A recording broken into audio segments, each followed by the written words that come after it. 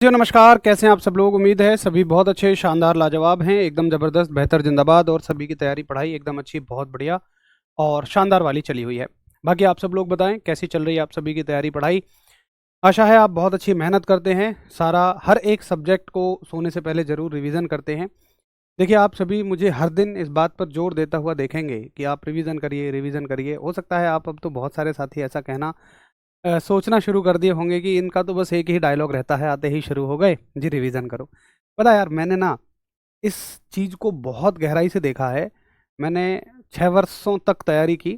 असल में आप कहोगे जी इतने साल लग गए आपको सिलेक्शन लेने में। बेसिकली मेरा जो फ़ील्ड था, उसमें तो वैकेंसी भी बहुत कम होती है। मतलब आप ये लगा लो कि 6 वर्षों में मैंने हार्ड टू हार्ड सारा मिला के जितने भी मैंने एग्ज़ाम दिए अपने फ़ील्ड की वैकेंसीज़ पे, 2000 से ज़्यादा वैकेंसीज़ नहीं थी सारे एग्ज़ाम्स में मिला के। मतलब ऐसे पोस्ट आती हैं कि 4 आ गई, 3 आ गई। अभी भी जहाँ मैं सेलेक्टेड हूँ वहाँ पे ऑल इंडिया 11 पोस्ट थी। तो ये मैंने इसलिए बताया कहीं आपको ये ना लगने लगे कि फिर आप सिखाओगे ही क्या अगर आप भी 6 साल में सिलेक्शन ले पाए तो। तो मैंने उस दौरान ये चीज़ें देखी कि हमारे अंदर कमियाँ क्या होती हैं तैयारी में। मैं ये नहीं कह रहा हूँ कि आप भी 6 साल लगाओ। आपके यहाँ तो ख़ैर देखिए नौकरी तो वैसे कोई छोटी-बड़ी नहीं है, सब बहुत अच्छा है, आप सभी बहुत मेहनत कर रहे हैं।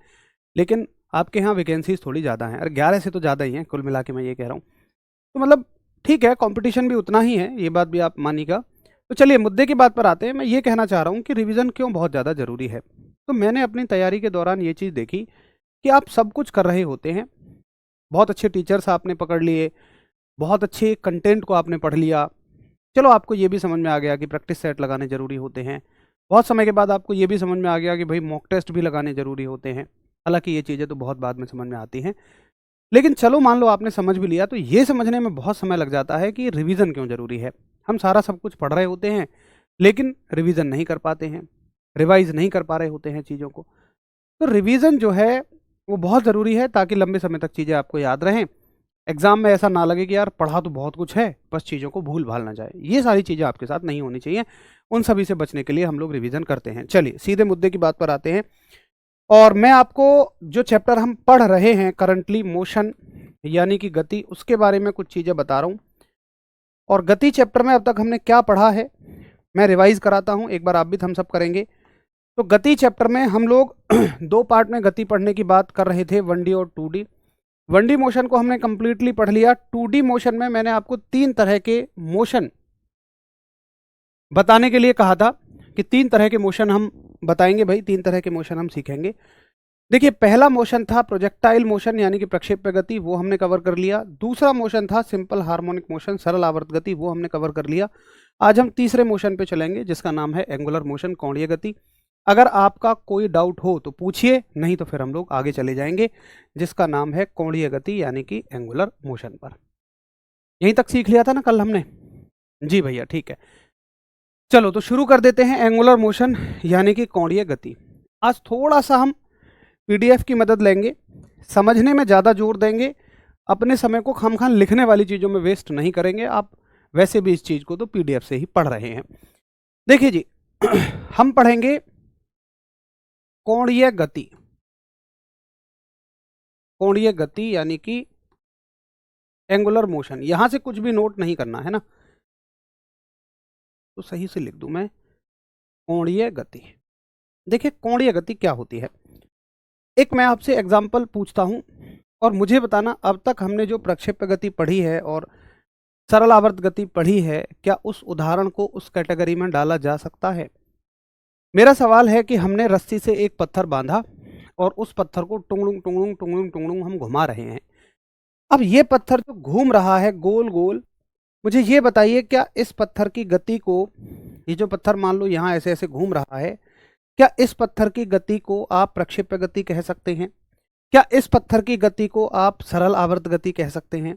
मेरे हिसाब से नहीं, अगर आपने प्रक्षेप्य गति और सरल आवर्त गति को अच्छे से पढ़ा है तो। अरे भाई यहाँ तो मैं समझाने के लिए लिख रहा हूँ मालिक, इससे नोट थोड़ी ना करना है। यहाँ मैं थोड़ा सा जल्दी इसलिए लिख रहा हूँ ताकि समझने पे ज़्यादा समय ले सकें। बाकी सब कुछ पीडीएफ से मिल जाएगा आपको, मेरे द्वारा कहीं कहीं एक एक बात पीडीएफ से मिल जाएगी साफ साफ भाषा में, एक भी शब्द में कोई दिक्कत नहीं होगी। अब इसको अगर साफ लिखने की कहो तो क्या मतलब है उसका यार, ये तो बस मैं समझाने के लिए लिख रहा हूँ। चलिए मुद्दे की बात पर आते हैं। तो इसको हम पूरी तरह से जो चक्कर लगा रहा है, इसको हम ना तो प्रक्षेप्य गति कह सकते ना सरल आवर्त गति कह सकते, इसको हम कहते हैं कोणीय गति यानी कि एंगुलर मोशन। तो कोणीय गति का मतलब होता है कि वस्तु एक पूरा चक्कर लगा रही है। अब देखिए, पूरा चक्कर लगाने के दो तरीके हैं हमारे पास। कौन कौन से दो तरीके हैं? देखिए, कुछ चीजें, कुछ वस्तुएं किसी और के चारों ओर चक्कर लगाती हैं और कुछ वस्तुएं अपने ही चारों ओर चक्कर लगाती हैं। जैसे अगर आप एक पहिए को देखो, पहिए को, तो पहिया वहीं की वहीं घूमता रहेगा, तो पहिया अपने ही चारों ओर चक्कर लगा रहा है। लेकिन अगर आप मान लीजिए, आप देखते हैं इस पत्थर को ही देख लो, ये पत्थर किसी धागे से बंधा होगा, ये धागा है, तो ये पत्थर इस बिंदु के चारों ओर चक्कर लगाएगा, यानी कि इस केंद्र के चारों ओर चक्कर लगाएगा। तो चक्कर लगाने के भी दो तरीके होते हैं। इस आधार पर कोणीय गति यानी एंगुलर मोशन को हम दो हिस्सों में बांटते हैं। पहला हिस्सा जिसमें वस्तु अपने ही चारों ओर घूमती है, और दूसरा हिस्सा जिसमें वस्तु किसी और के चारों ओर घूमती है। ठीक है, यहां तक की बात समझ आ गई। अब देखो, यहां तक की बात को मैंने कैसे लिखा। मैंने लिखा सीधा सीधा कि भाई कोणीय गति को हम दो हिस्सों में बांटेंगे। पहला हिस्सा ये है और दूसरा हिस्सा ये है। पहला हिस्सा है जब वस्तु अपने चारों ओर अपने ही अक्ष पर घूमती है। तो जब अपने चारों ओर घूमेगी तो उसे घूर्णन गति कहते हैं, रोटेशनल मोशन कहते हैं। और ये सारे के सारे उसके उदाहरण हैं जिनमें वस्तु अपने ही चारों ओर घूम रही है। कैसे? भाई, घड़ी की सुइयां हैं, घड़ी की सुइयां अपने ही चारों ओर घूमती हैं। बस का टायर है, बस का क्यों, किसी भी चीज का टायर ले लो यार, अपने ही चारों ओर घूमता है। पंखे का घूमना, भाई पंखा अपने ही तो चारों ओर घूम रहा है। अगर तुम ये सोचो कि फिर किसी और के चारों ओर कैसे घूम सकता था, मान लो अगर पंखा किसी और के चारों ओर घूमता तो वो ऐसे घूमता कि किसी गोला में, मतलब किसी सर्कल में ऐसे ऐसे घूम रहा होता। ये पंखा है, ऐसे ऐसे करके घूम रहा होता किसी वृत्त में, यानी कि जैसे इस कमरे में पंखा ऐसे घूम रहा होता। मतलब समझो कि ऐसे ऐसे यहाँ यहाँ यहाँ ऐसे ऐसे इस कमरे में ऐसे ऐसे घूम रहा होता पंखा, यहाँ से शुरू करते हुए। तो ऐसे थोड़ा ना घूमता है पंखा। भाई पंखा तो एक जगह रखा रहेगा और अपने ही चारों ओर घूमता रहेगा। जैसे आप देखो, अब एक साथी ने कहा जी पृथ्वी का क्या होगा। देखिए, पृथ्वी दोनों तरह की गतियां करती है। पृथ्वी अपने अक्ष पर भी घूमती है और सूर्य के चारों ओर भी घूमती है। तो जब अपने ही अक्ष पर घूम रही है तो घूर्णन गति हो गई, रोटेशनल मोशन हो गया। और दूसरा अभी पढ़ेंगे कि जब सूर्य के चारों ओर घूमती है, तो जब वस्तु किसी अपने चारों ओर घूमे तो घूर्णन गति, रोटेशनल मोशन।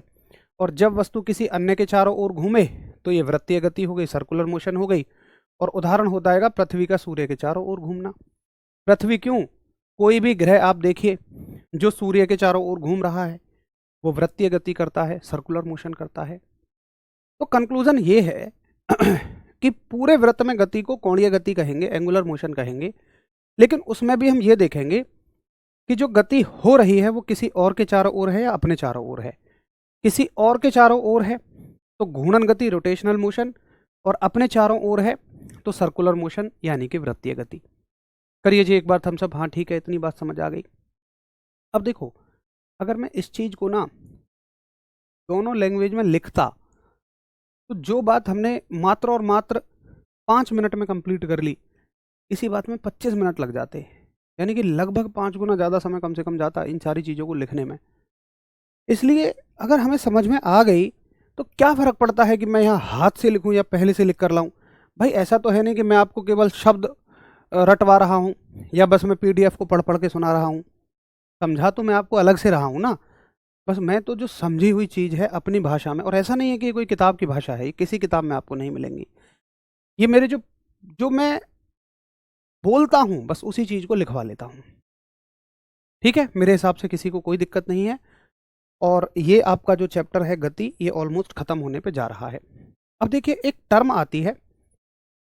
अब जितनी भी गतियां हमने पढ़ी हैं, मैं इस पेज पे चलता हूं, यहां से हमें हेल्प हो जाएगी। ये हो गया था एंगुलर मोशन यानी कि कोणीय गति। अब एक गति और आती है जो कहीं भी कवर नहीं हुई है। आप बताएंगे कि हाँ आपने इसको पढ़ा है, और ये होती है आवर्ती गति। और कई बार हम इसको पीरियोडिक मोशन बोलते हैं कि हाँ यार भैया मैंने पढ़ा तो था, लेकिन यार ये तो कहीं भी कवर नहीं हुई। इसको कौन सी गति कहोगे? सर जी पृथ्वी एक ही जगह पर होती है ना? या राधे श्याम भाई देखो, इस बात में तो थोड़ा ज्योग्राफी की जरूरत पड़ेगी। यार पृथ्वी जो है ना अपने अक्ष पर भी घूमती है और सूर्य के चारों ओर भी घूमती है ना? अब इस बात को एक बार आप चेक कर लेना थोड़ा ज्योग्राफी से कि ऐसा क्यों होता है। फिर आप यूट्यूब पर डाल के देख लेना कि पृथ्वी कैसे घूमती है, वो आपको सारा थोड़ा 3D डायग्राम वगैरह की मदद से समझ में आ जाएगा। चलिए, तो ये गति कहाँ आएगी? आवर्ती गति यानी कि पीरियोडिक मोशन, ये कहाँ कवर होगा? इस चीज को देखिए आप। देखो, ये अलग से कोई गति नहीं होती है। आप मेरी बात को समझना, ये अलग से कोई गति का प्रकार नहीं है या इसका अलग से कोई उदाहरण नहीं है। आवर्ती गति का मतलब समझिए। देखिए, जितनी भी गति आपने देखी, चाहे ये देखी हो, ये देखी हो, ये देखी हो, इन सभी गतियों में से अगर कोई भी गति अपने आप को एक निश्चित समय के बाद बार बार दोहरा रही है, वही गति आवर्ती गति है, वही गति पीरियोडिक मोशन है।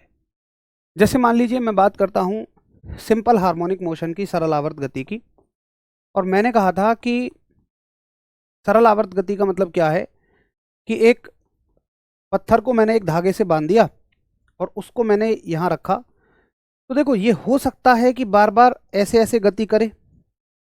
तो इसमें दो बातें हैं। अगर देखो यहां हवा नहीं है तो ये पत्थर कभी नहीं रुकेगा, क्योंकि इसको ना हवा रोक रही होती है। और अगर आप जनरली किसी पत्थर को धागे से बांधोगे ना, तो होगा क्या कि पहले वो इतना जाएगा, फिर वो इतना नहीं जाएगा, फिर हो सकता है वो यहीं तक जाए, बस यहीं तक, और इधर बस यहीं तक जाए, फिर और कम जाएगा, फिर और कम जाएगा। अगर यहाँ हवा हुई तो, और एक समय आके ये क्या हो जाएगा, यहाँ रुक जाएगा। लेकिन अगर यहाँ हवा नहीं है, इसको कोई रोकने वाला नहीं है, तो ये ऐसे ऐसे चलता रहेगा, हमेशा ऐसे चलता रहेगा। तो देखिए, जब ये हमेशा ऐसे चलता रहेगा यानी कि अपनी गति को बार बार दोहरा रहा है और उतने ही समय के बाद दोहरा रहा है, तो ये आवर्ती गति होगी। लेकिन अगर यही हवा हो जाए तो भाई ये अपनी गति को दोहरा तो रहा है लेकिन उतने समय में थोड़ी दोहराएगा। भाई यहां से यहां तक हो सकता है 10 सेकंड लगे। अब अगला चक्कर अगर ये यहां से यहां लगाएगा तो हो सकता है 8 ही सेकंड लगे। हो सकता है अगला चक्कर यहां से यहां लगाए तो और 7 ही सेकंड लगे। समझे? तो कोई भी गति आवर्ती हो भी सकती है और आवृत्ति नहीं भी हो सकती है। कोई भी मोशन पीरियोडिक हो भी सकता है और पीरियोडिक नहीं भी हो सकता है। अगर हम ऐसा नहीं कह सकते हमेशा कि जो सरल आवर्त गति है ये हमेशा आवर्ती गति होगी, बिल्कुल भी नहीं कह सकते। अगर भैया ये अपने ही चक्कर को उसी समय में दोहरा रही है तो होगी, और नहीं दोहरा रही है तो नहीं होगी। एक बार फटाफट से थम्स अप करो। हाँ जी, क्लियर है भैया। यही गति दोलनी गति होती है। आवर्ती गति को ही हम दोलनी गति भी कहते हैं। ठीक है, मैं लिख दूंगा आगे। तो ये मैंने लिख दिया है कि आवर्ती गति क्या होती है, जब वस्तु द्वारा निश्चित समय के बाद दोहराई जाने वाली गति, और ये कोई भी गति हो सकती है। चलिए, तो इसको लिखिए कि जो आवर्ती गति है, पीरियोडिक मोशन है, इसको हम दोलनी गति भी कहते हैं। तो इसको हम दोलनी गति भी कहते हैं।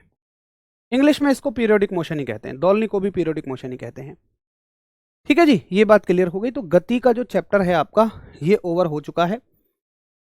अब इसमें दो टर्म हम सीख लेते हैं, आवर्तकाल और आवृत्ति। देखिए, दोनों सेम टर्म हैं। आवर्तकाल का मतलब क्या है, कल भी हमने सीखा था कि एक वस्तु के द्वारा एक चक्कर में लिया गया समय सेकंड में कितना होगा, यही आवर्तकाल कहलाता है।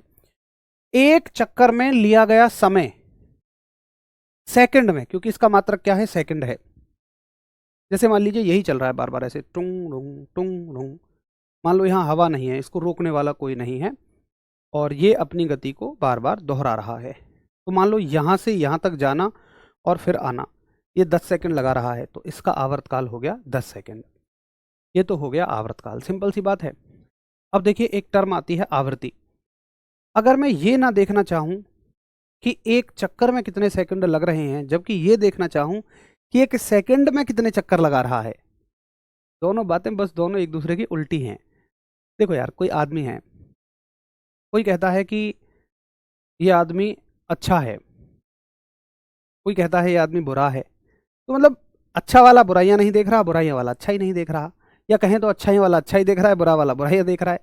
तो अगर आप किसी वस्तु को ये देख रहे हो कि 1 सेकंड में कितने चक्कर हैं तो आवृत्ति देख रहे हो, और अगर 1 चक्कर में कितने सेकंड हैं तो आवर्तकाल देख रहे हो। तो आवृत्ति क्या होती है कि भाई 1 सेकंड में कितने चक्कर लिए जाएंगे, और ये आवृत्ति और आवर्तकाल एक दूसरे के उल्टे होते हैं। ये है आवर्तकाल, और आवृत्ति क्या होगी जिसको हम एफ से दिखाते हैं 1/t होगी। तो इसका मात्रक क्या बनेगा, देखिए आवृत्ति का मात्रक वैसे तो 1/सेकंड बनना चाहिए, क्योंकि टी का मात्रक सेकंड होता है 1/सेकंड, या इसी को हम हर्ट्ज भी कहते हैं। तो ये मात्रक बहुत इंपॉर्टेंट है जो कि आवृत्ति का पूछा जाता है, और ये कैसा मात्रक है, ये एसआई मात्रक है, ये एसआई यूनिट है जिसको हम क्या कहते हैं, हर्ट्ज कहते हैं। बताएंगे भैया, क्लियर है? एक बार फटाफट थम्स अप करो।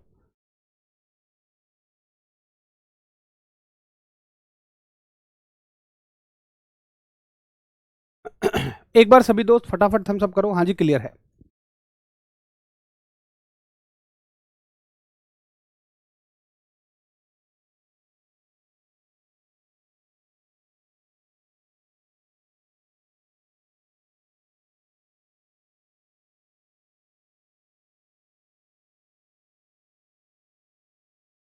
ठीक है, तो बहुत मुश्किल बात नहीं है।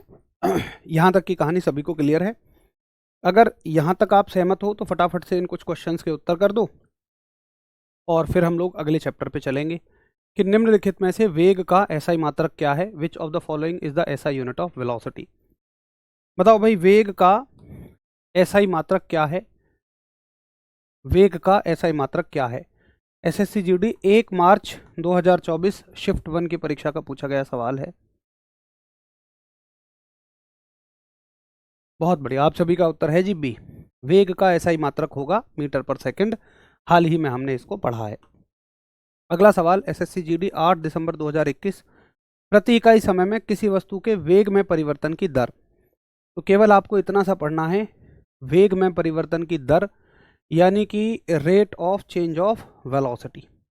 वेग में परिवर्तन की दर को हम क्या कहते हैं, त्वरण कहते हैं, एक्सेलरेशन कहते हैं।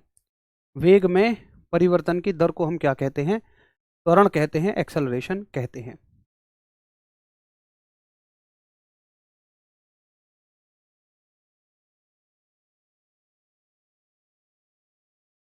चलो, कोई दिक्कत नहीं है।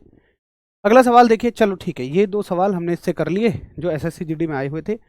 अब हम अगले चैप्टर की तरफ चलते हैं, और भाई चैप्टर का नाम है लॉज ऑफ मोशन, गति के नियम। अगर किसी को कोई समस्या हो तो ठीक है, नहीं तो आप मुझे आगे बढ़ने की इजाज़त दे दीजिए थम्स अप करके, कि कोई दिक्कत नहीं है और हम अपने नए चैप्टर पर चल सकते हैं।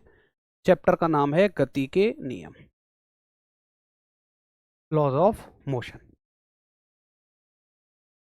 और आज कोशिश करेंगे कि मतलब क्योंकि ना ये चैप्टर का हर एक टॉपिक एक दूसरे से जुड़ा हुआ है, और मैं कोशिश करता हूँ कि ये चैप्टर 1 शॉट में ही ख़त्म हो जाए, क्योंकि अगर हमने कल के लिए इसमें कुछ छोड़ा तो तुम्हारे लिए समझना थोड़ा सा मुश्किल हो जाएगा।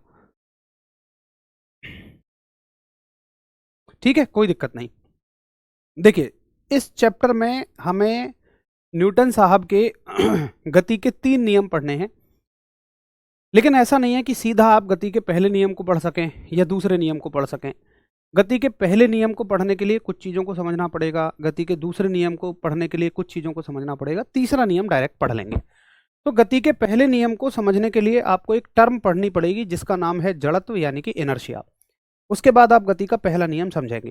देखो, समझने पे ज़्यादा जोर दो, मैंने ही लिखा है, मेरी भाषा में ही लिखा है। एक बार समझ लिया तो फटाफट से आपको ये चीज़ सब समझ में आ जाएंगी। इस पर ध्यान ही मत देना, मैं हटा देता हूं ताकि कहीं उसे पढ़ने में लगे रहो।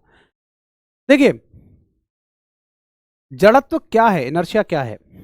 एक साइंटिस्ट हुए गैलीलियो गैलीली। अच्छा, हर चीज ऐसा नहीं है कि न्यूटन साहब के गति के नियम में है तो न्यूटन साहब ने ही दी होगी, ऐसा नहीं है। टर्म जड़त्व जो है ना, इनर्शिया, इसके बारे में हमें गैलीलियो गैलीली साहब ने बताया। और गैलीली साहब ने क्या बताया कि इस दुनिया की किसी भी वस्तु को उठाओ, वो वस्तु जिस अवस्था में है ना उसी में रहना चाहती है। भाई, अवस्था का मतलब क्या है? अवस्था का मतलब हो सकता है कि कोई वस्तु रुकी है तो रुकी रहना चाहती है, चल रही है तो चलते रहना चाहती है। अवस्था का ये मतलब है। अब तुम कहोगे जी कैसे? देखो, ये पेन है, आप इस पेन को कहीं से भी पकड़ लाओ ऐसे, ये यहीं आके रुकेगा।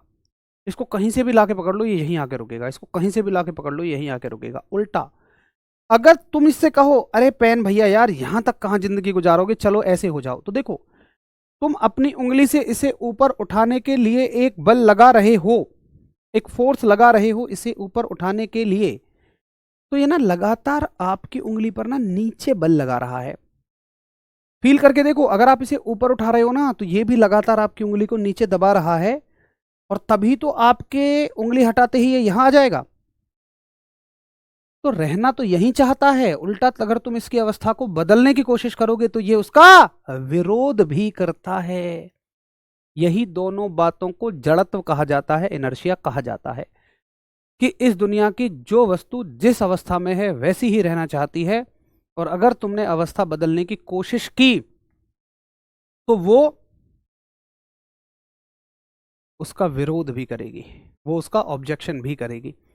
अब चलती वस्तु को देखो, जैसे मान लो एक साइकिल चलते हुए आ रही है, मान लो आपकी आपकी दोस्त की साइकिल चलते हुए आ रही है, तुम ऐसे खड़े हो, तो ऐसा थोड़ी है कि बस ऐसा कह दो अरे भाई रुक जा, साइकिल रुक जा रुक जा, कुछ नहीं करो, अरे साइकिल रुक जा साइकिल, तो साइकिल रुक थोड़े ना जाएगी। मतलब साइकिल अगर चल रही है तो चलते ही रहना चाहेगी। अब आप कहोगे जी कुछ दूर तक अगर पैडल ना मारे तो रुक जाएगी, अरे भाई वो घर्षण बल की वजह से रुक रही है। मैं तो कह रहा हूं अगर कोई बल नहीं है तो वो हमेशा चलती रहे, वो कभी नहीं रुकेगी। That is the inertia.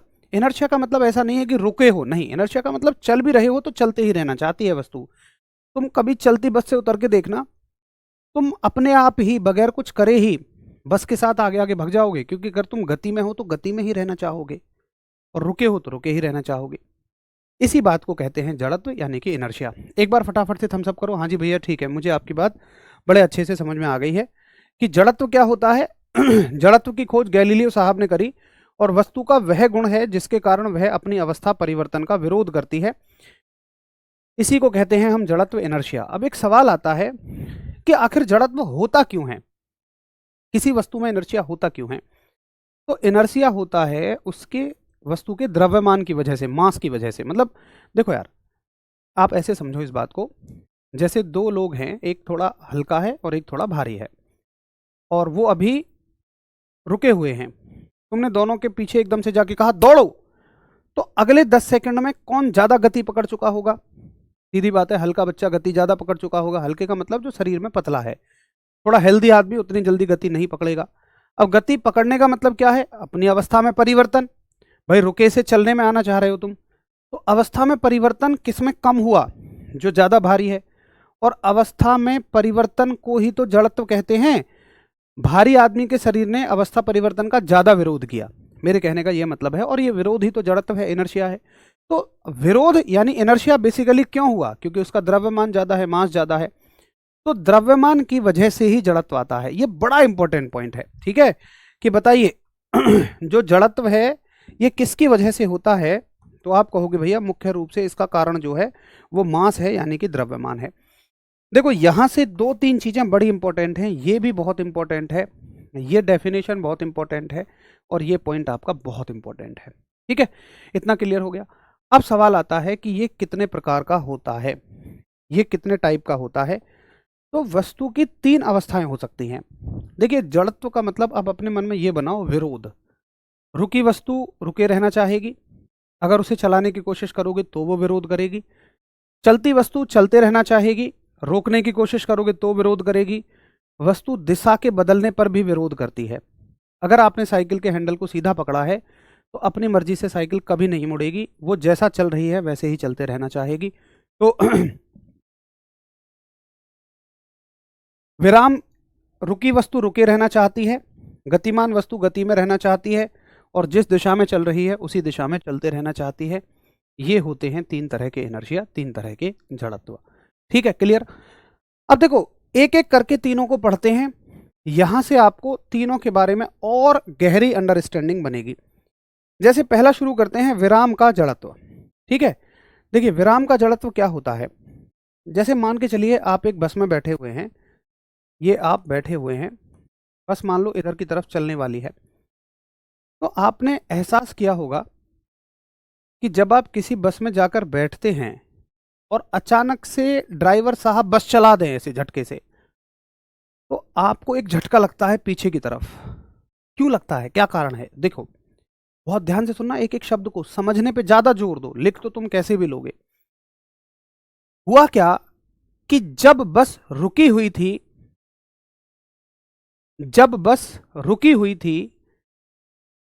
तो वो व्यक्ति भी रुका हुआ था। अब जैसे ही बस एक साथ चली, तो देखो यहां से जो नीचे का हिस्सा है ना, ये बस की बात तुरंत से मान लेता है क्योंकि ये बस के संपर्क में है, लेकिन ये वाला हिस्सा बस के संपर्क में नहीं है।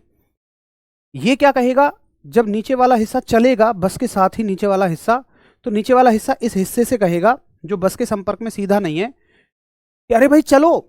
ये कहेगा ना, बल तुम पर लग रहा है क्योंकि वो सीट पर बैठा है ना भाई, यहां से नीचे का हिस्सा तो सीट पर बैठा होता है, तो समझो ना कि सीट से सीधा कांटेक्ट में है।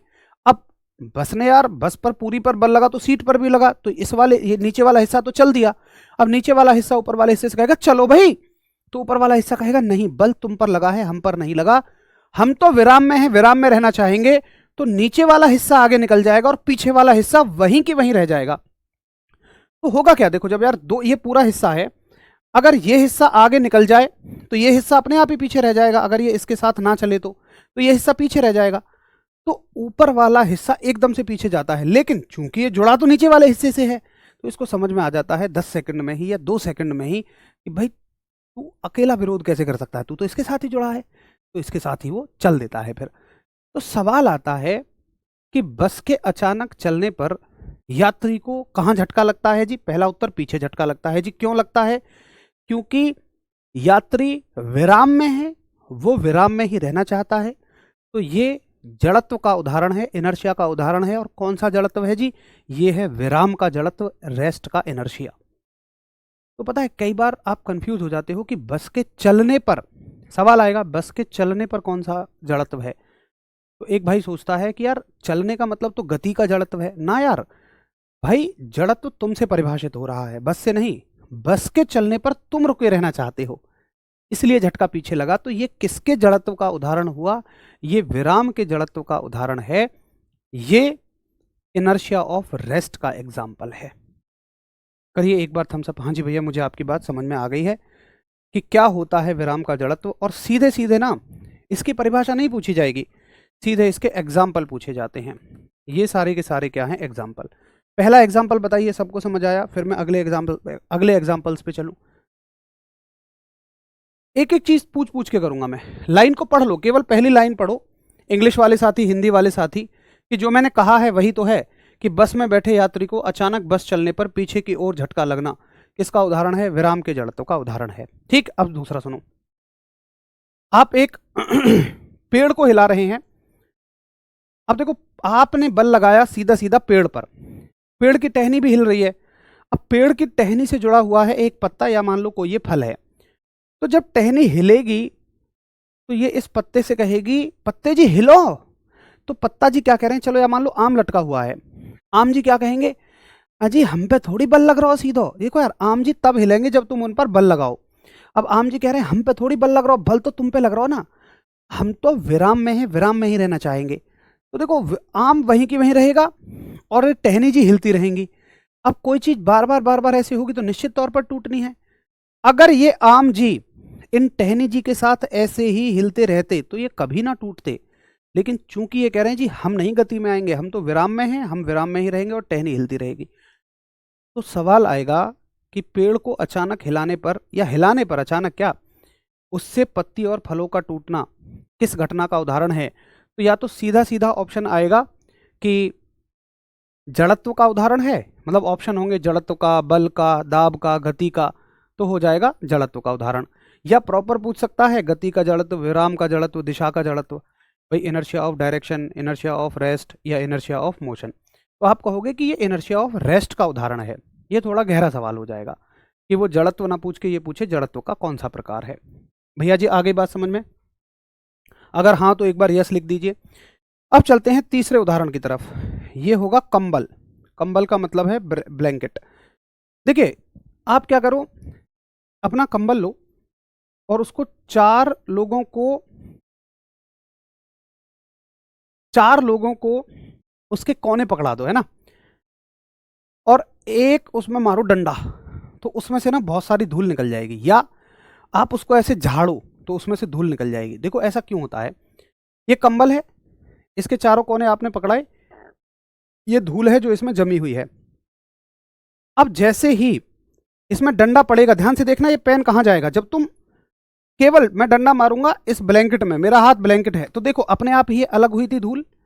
क्यों? क्योंकि जैसे ही डंडा पड़ेगा कंबल पे, तो कंबल जी तो भाई नीचे जाने ही जाने हैं क्योंकि बल लगा है। अब कंबल जी कहेंगे धूल जी से, ए धूल जी चलो, धूल जी कहेंगी तुम पर लगा है बल, हम पर नहीं लगा। तो धूल जी वहीं की वहीं रह जाएंगे और कंबल जी नीचे निकल जाएंगे, क्योंकि ये विराम में है तो विराम में ही रहना चाहती है। ये सब उदाहरण हो गए, एक तो जड़त्व के हो गए, और जड़त्व में भी अंदर जाओ तो किसके हो गए, विराम के जड़त्व के हो गए, इनर्शिया ऑफ द रेस्ट के हो गए। तो मेरे हिसाब से आप देखिए ना कि अगर मैं इसको यार खुद ही लिख लूं, अब लिखता मैं इतनी सारी चीज़ों को, एक बात बताइए तो कितना समय लग जाता, मेरे हिसाब से यही पूरा लेक्चर खत्म हो जाता।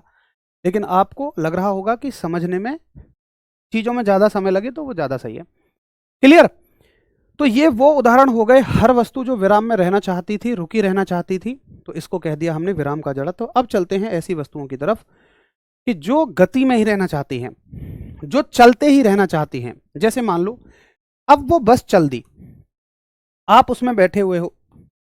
अच्छा मुझे एक बात बताओ कि मान लो बस चल रही है 60 किलोमीटर प्रति घंटे की रफ्तार से, और आप इसमें बैठे हुए हो मस्त चश्मे वश्मे लगा के, तो ये बताओ आप कितने की रफ्तार से चल रहे हो या रुके हुए हो?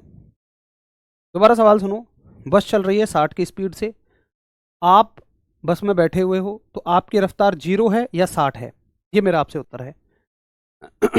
बताइए जी।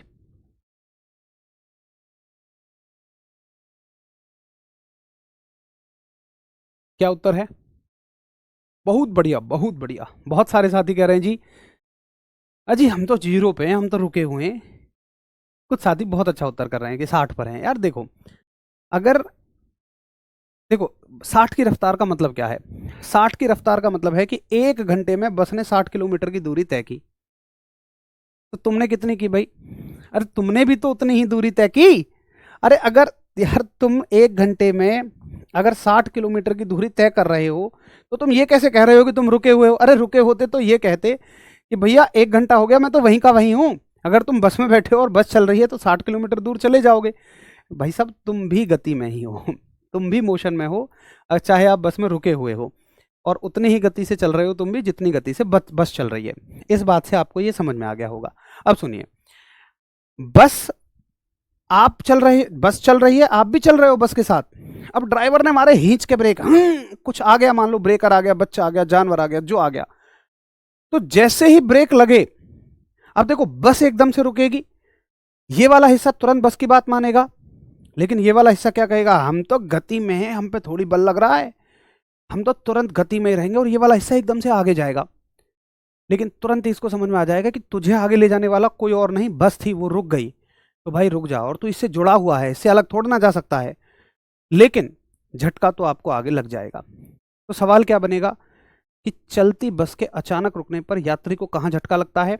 जी आगे झटका लगता है। बहुत अच्छा जी, किसका उदाहरण है? जड़त्व का उदाहरण है। अच्छा, जड़त्व में किसका उदाहरण है? गति के जड़त्व का, इनर्शिया ऑफ मोशन का, क्योंकि आप गति में हैं और आप गति में ही रहना चाहते हैं। आप मोशन में हैं और आप मोशन में ही रहना चाहते हैं, इसलिए ये किसका उदाहरण है? गति के जड़त्व का उदाहरण है, इनर्शिया ऑफ मोशन का उदाहरण है। बोलिए, आ गई बात समझ में? हाँ जी। अगर आ गई हो तो एक बार कुछ भी यस लिख के भेज दो, दिल बना के भेज दो, थम्स अप करके भेज दो, और कोई डाउट हो तो पूछिए, और फिर हम तीसरे तरह के जड़त्व पर चलें, तीसरे तरह के इनर्शिया पर चलें। लिखे हुए को भी पढ़ लीजिए।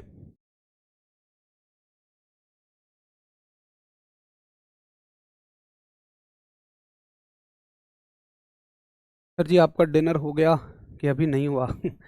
देखो हम, खैर चलो ठीक है, आप अच्छी भाषा में पूछ रहे हैं तो बिल्कुल डिनर हो गया है, मतलब नहीं हुआ है, सॉरी।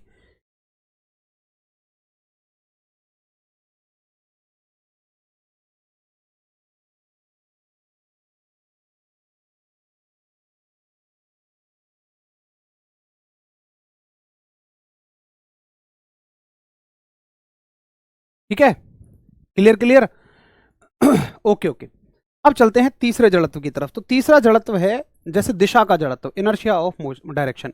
इनर्शिया ऑफ डायरेक्शन का मतलब है कि वस्तु अगर सीधी चल रही है ना तो वो सीधी ही चलती रहेगी। अगर तुम्हें उसको मोड़ना है तो तुम्हें उस पर बल लगाना पड़ता है। अब इस बात से तुम कहोगे दिशा का जड़त्व कैसे समझ में आ रहा है? देखो भाई, दिशा का जड़त्व ऐसे समझ में आ रहा है कि अगर साइकिल सीधी चल रही है तो वो सीधी ही चलते रहना चाहेगी।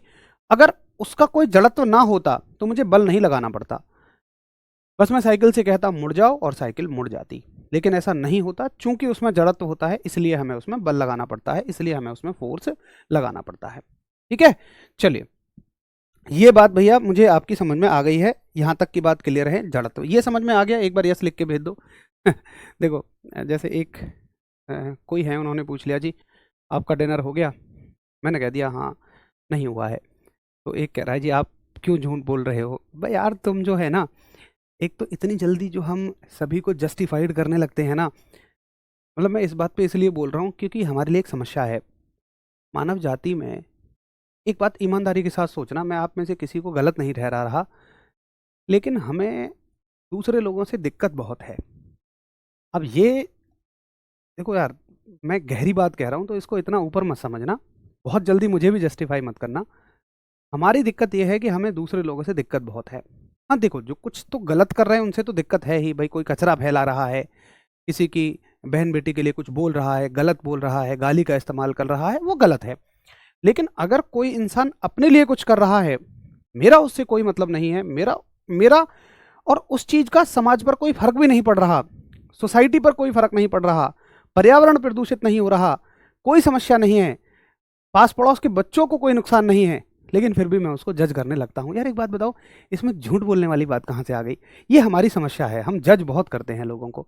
जैसे कभी कोई अगर मान लो, मैं मतलब एक ह्यूमन टेंडेंसी बता रहा हूँ, इसमें ऐसा नहीं कह रहा हूँ कि आप गलत हैं या आप अच्छे हैं, बस मैं आपको एक सलाह ये दे रहा हूँ कि अगर आप इस चीज़ पे थोड़ा सा काबू पा लें तो आप ज़्यादा खुश रहना शुरू कर देंगे, आप ज़्यादा हैप्पी होना शुरू कर देंगे। कुछ चीज़ें ऐसी हैं जो अननेसेसरीली हम करते हैं, हम खाम खा करते हैं उन्हें, और उनकी वजह से फिर परेशान होते हैं। हमने अपनी समस्याओं की जड़ खुद थोड़ी सी तो खुद कुछ बनाई हुई हैं, तो उनसे थोड़ा बचिए। जैसे हम कमी बहुत ढूंढते हैं लोगों में।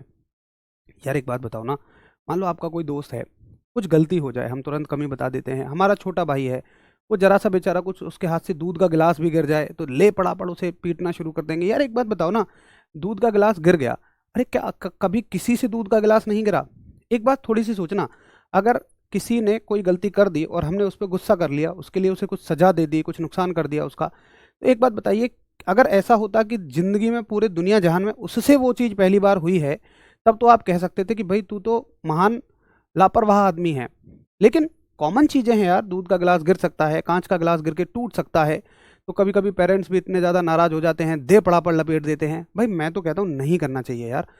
अगर किसी से कोई गलती हुई है पहली बार तो उसको समझा दो कि भाई ऐसे नहीं करना चाहिए। आप देखना बहुत अच्छा प्रभाव पड़ेगा उस पर। शायद 90% लोग नहीं करते हैं फिर इस चीज़ को।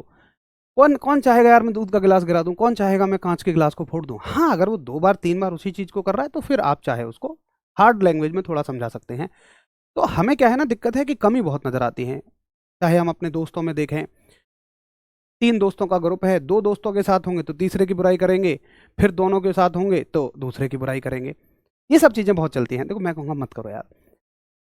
आप जिनके साथ रह रहे हो, कोई भी है, हमेशा तारीफ करना सीखिए।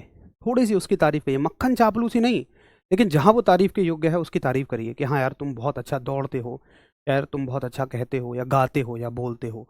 कुछ भी ऐसा ऐसा नहीं है कि वो गाता है तो हम दूसरे किसी बड़े सिंगर की उससे तुलना करें तो वो कितना अच्छा गाता है उसको नीचा दिखाने के लिए, ये गलत चीज़ें हो जाती है। मतलब ये हमारा निगेटिव माइंडसेट है। चलिए ठीक है, तो उम्मीद है आप मेरी कहानी को समझ गए होंगे मैं क्या कहना चाह रहा हूँ इन शॉर्ट। तो वो साथी कह रहा है जी आप झूठ बोल रहे होंगे। अबे यार, मतलब इस बात से क्या फ़र्क पड़ेगा झूठ बोल के? और मज़े की बात है कि तुमने तुरंत उसको जज भी कर दिया। चलो खैर आगे चलें। देखिए भाई, ये हो गया दिशा का जड़त्व, ये हो गया जड़त्व पूरा इनर्शिया। मैं फटाफट रिपीट कर देता हूँ कि हमने पहले सीखा इनर्शिया क्या होता है, फिर हमने सीखा इनर्शिया 3 तरह का होता है। एक हो गया, दूसरा हो गया और तीसरे तरह का इनर्शिया हो गया। अब देखो मैं आपको इनर्शिया से अगले टॉपिक पर लेकर चलता हूँ जिसका नाम है फोर्स या बल। दिशा के जड़त्व में कुछ नहीं है, जो वस्तु जिस दिशा में चलते रहना चाहे, जिस दिशा में चल रही है उसी दिशा में चलते रहना चाहेगी, दैट्स इट। जो वस्तु जिस दिशा में चल रही है वो उसी दिशा में चलते रहना चाहेगी, यही दिशा का जड़त्व है। अब आ जाओ बल पर, फोर्स पर। देखो बल क्या है, फोर्स क्या है, तो मैं कह रहा हूं एक बहुत सिंपल सी डेफिनेशन बता रहा हूं, अच्छी डेफिनेशन मैं आपको आगे बताऊंगा। एक सिंपल सी डेफिनेशन है फोर्स की, वो क्या है कि फोर्स, मैंने कहा कि फोर्स एक ऐसी वजह है, बल एक ऐसी वजह है कि जिसे किसी रुकी वस्तु पर लगा दो तो वो चल जाएगी। जैसे मान लो, ऐसे समझो, मान लो ये वस्तु रुकी है और मैं आया और मैंने इस पर धक्का लगाया और ये वस्तु चलना शुरू कर देगी। यही फोर्स है, यही धक्का बल है। अब ये वस्तु चल रही है, तुम आओ और इसको यहां से ऐसे रोक दो, तो तुम्हारे द्वारा लगाए गए धक्के ने चलती वस्तु को रोक दिया, मेरे द्वारा लगाए गए धक्के ने रुकी वस्तु को चला दिया। एक और तीसरा साथी आया, उसने ऐसे बल लगाया इस पर, ऐसे, ये पहले ऐसे चल रही थी अब ऐसे चलना शुरू कर देगी, पहले ऐसे चल रही थी, यानी उसने इसकी दिशा बदल दी, डायरेक्शन चेंज कर दी। तो क्या मैं कह सकता हूं कि भाई बल वह कारक है, कारक का मतलब आप कारण समझ सकते हो, कि जो चलती वस्तु को रोक देता है, रुकी वस्तु को चला देता है और दिशा को परिवर्तित कर देता है। यानी कि ये स्टॉप कर देता है एक मूविंग ऑब्जेक्ट को, ये रुकी वस्तु को चला देता है, और ये स्टेशनरी ऑब्जेक्ट को मूव कर सकता है, और ये डायरेक्शन को भी चेंज कर सकता है, ये दिशा को भी बदल सकता है। तो क्या इसको हम बल कह सकते हैं, फोर्स कह सकते हैं? एक बार फटाफट थम्स अप करिए। अगर इसके अलावा आपने कोई परिभाषा पढ़ी है तो वो भी हम पढ़ेंगे, लेकिन उसको बाद में पढ़ेंगे। अभी बस इसका बताइए, इसका कंफर्म करिए कि ठीक है भैया, मुझे समझ में आ गया। थैंक यू भाई, थैंक यू आप सभी को।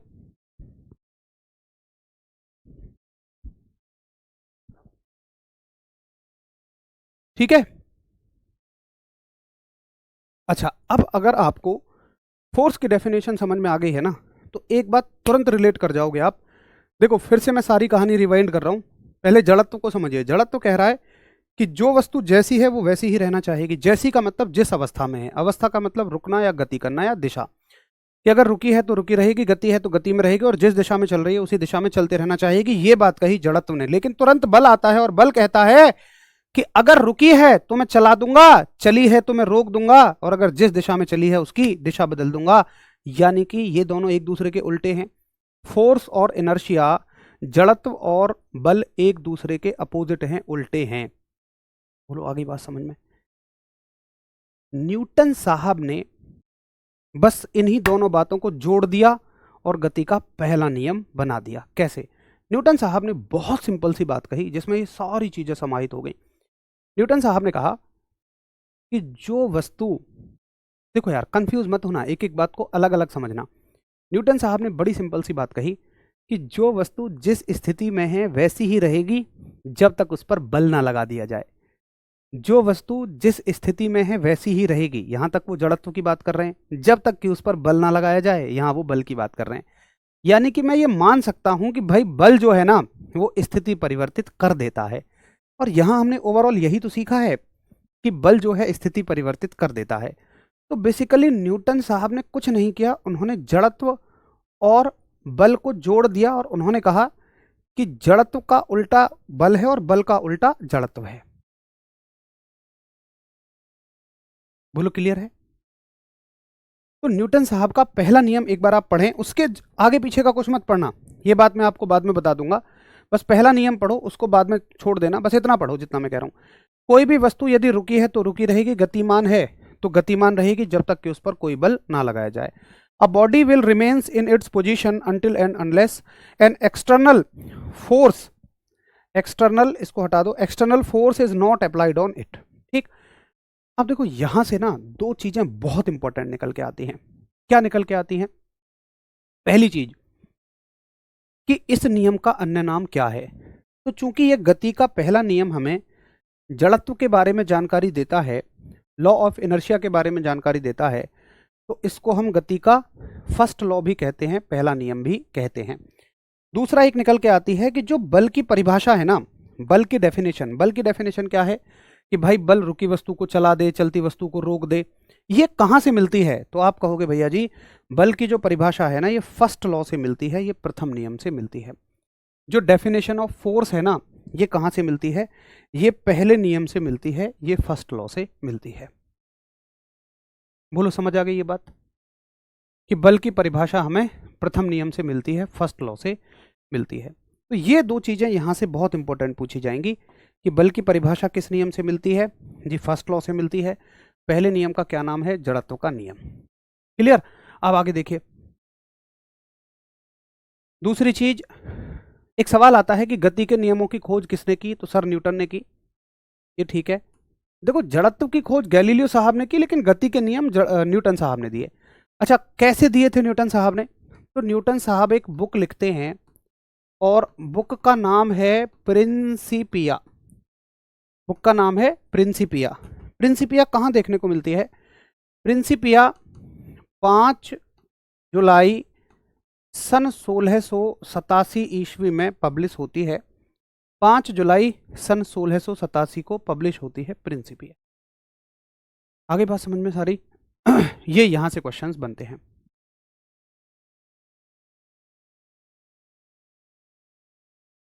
तो ये हो गया आज की कहानी। अगर हम देखें तो हमने क्या क्या पढ़ लिया। हमने गति के नियम चैप्टर, गति चैप्टर को फिनिश किया था, और उसके साथ ही हमने कुछ उसके क्वेश्चंस किए। और गति के नियम में हमने जड़त्व को पढ़ लिया, जड़त्व के प्रकार पढ़ लिए, उसके अलावा हमने बल को पढ़ लिया और गति के नियम को पढ़ लिया। आपको खुद ही लगेगा कि जब हम पीडीएफ की मदद से पढ़ रहे हैं तो ज़्यादा कंटेंट कवर होता है, और ऐसा नहीं है कि कोई हम जल्दबाजी करते हैं। देखिए, समझाने का समय उतना ही है, बस लिखने वाला समय बच जाता है। अब आप खुद देखो ना यार, अगर इतना सारा मुझे हाथ से लिखना होता हिंदी इंग्लिश दोनों भाषाओं में, तो ये कितना ज़्यादा हो जाता। इसलिए मेरे हिसाब से ज़्यादा बेहतर है यही तरीका। ठीक है भाई, तो चलिए कल मिलते हैं गति के दूसरे नियम के साथ। और गति के दूसरे नियम से पहले हमें कुछ और चीज़ों को समझना पड़ेगा, कुछ और चीज़ों को भी देखना पड़ेगा। ठीक है,